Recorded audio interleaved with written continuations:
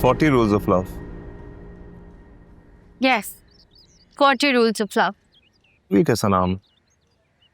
मैं एक काम करती हूँ, इस बुक के जो ऑथर है ना, उन्हें मैं कांटेक्ट करने की कोशिश करती हूँ और कहती हूँ कि एक उज़ैर मियाँ है जिनको इनाम बिल्कुल अच्छा नहीं लगा, तो प्लीज़ टाइटल चेंज कर दे, ठीक है?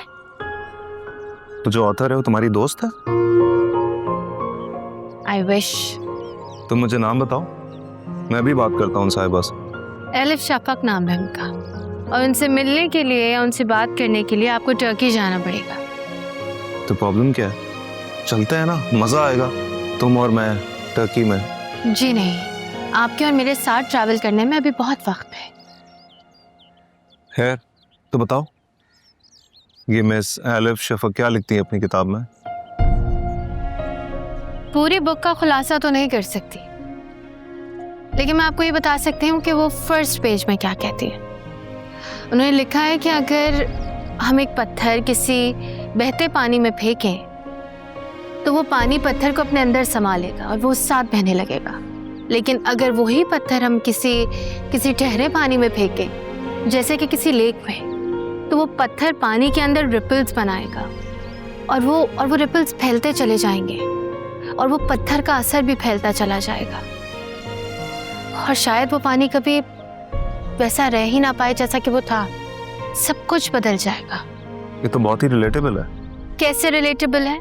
कि मेरी जिंदगी बिल्कुल ठहरी हुई थी, बेमायने,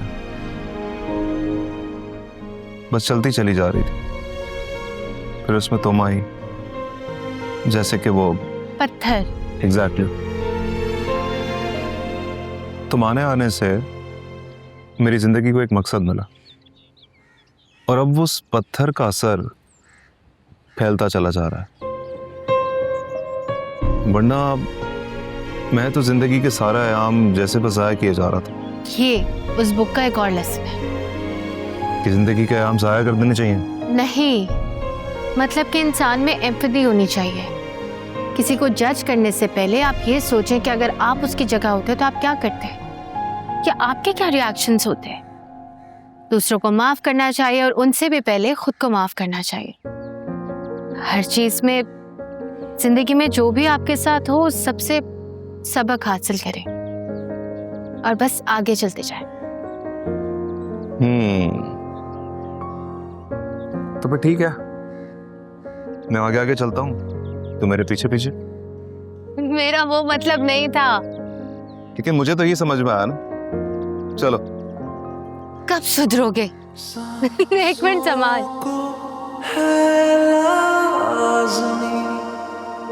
पक्का वादा ममदू भाई, बिल्कुल पक्का वादा। कोई भी मसला हो, ये अपना इरफान है ना, सब संभाल लेगा। क्यों इरफान? वो क्या है ना ममदू भाई, काम का लोड बढ़ गया है। पहले ही 300 दुकानें, और वो लंगड़े का क्या नाम है? चंटू लंगड़ा। चंटू लंगड़ा, उसकी भी जितनी दुकानें हैं, उन्होंने प्रोटेक्शन के लिए हमें बुला लिया है। ये जाहिर है, आप प्रोटेक्शन भी तो ज्यादा दे रहे हो ना।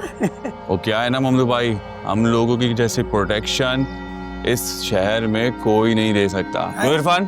अंकल 2 किलो आटा 1 किलो चीनी।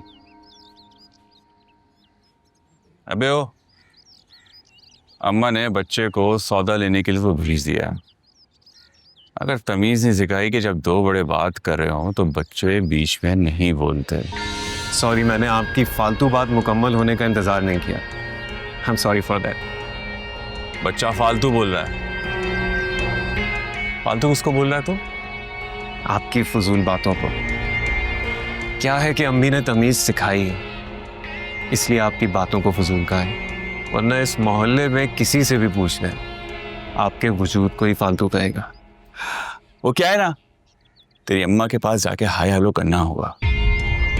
सही से नहीं सिखा के पहचान। क्या है कि एक तवील अरसे से मैंने किसी पे हाथ नहीं उठाया और मैं ये रिकॉर्ड बरकरार रखना चाहता हूँ। वरना इस मोहल्ले में तमीज से कैसे रहना है, ये आज मैं आपको अच्छे से सिखा के जाऊंगा। शुक्रिया अंकल।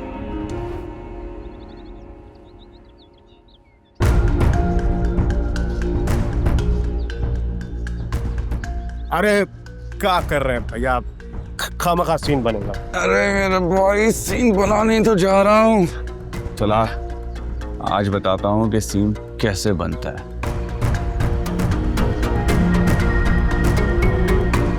भूल जाओ। ये कैसी बातें कर रहे हैं आप? उस्मा पारा, मैं आपसे भूलने को नहीं कह रहा हूँ, मैं बस ये कह रहा हूँ कि आप इस केस की पैरवी करने के साथ साथ अपनी वालिदा के लिए और भी कुछ कर सकती है। आप मुझे बताएंगे कि मुझे क्या करना चाहिए? आप अपने काम पर क्यों नहीं फोकस करते? आई थिंक यही बेहतर होगा, राइट? उस्मा पारा, मैं अपना काम कर रहा हूँ, तभी रेगुलरली आपके केस की पैरवी कर रहा हूँ, आपके साथ हॉस्पिटल्स के चक्कर लगा रहा हूँ, जो जो करना चाहिए कर रहा हूँ। एक ताकतवर लॉबी के एक ताकतवर डॉक्टर को गिरफ्तार भी कर चुका हूँ। लेकिन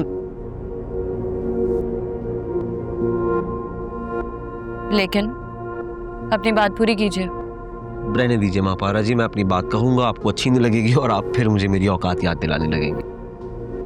इंस्पेक्टर साहब, I am sorry and I apologise.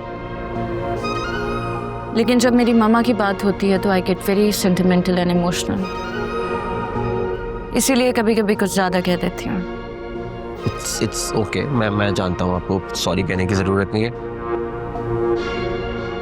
देखिए महापारा जी, मैं आपको इसीलिए एक तजवीज़ देना चाह रहा था कि हम अपने इदारे में हर साल सालाना एक इवेंट करते हैं अपने शोहदा के लिए। उन सिपाहियों की फैमिलीज़ को बुलाते हैं, उन लोगों को याद करते हैं, टैबलोज परफॉर्म करते हैं, रियूनियन हो जाता है, गेट टुगेदर हो जाता है, बहुत अच्छा लगता है सबको, और डोनेशंस भी जमा हो जाती हैं जो हम उन्हीं फैमिलीज़ के लिए, उन शोहदा के लिए इस्तेमाल कर लेते हैं। तो अगर आप भी अपनी वालिदा के लिए, आप समझ रही हैं ना मैं क्या कह रहा हूँ? मामा की याद में मेमोरियल, जिससे ज़रूरतमंदों की भी हेल्प हो जाए। एग्जैक्टली, और आपकी वालिदा के लिए इसाले सवाब भी हो जाएगा।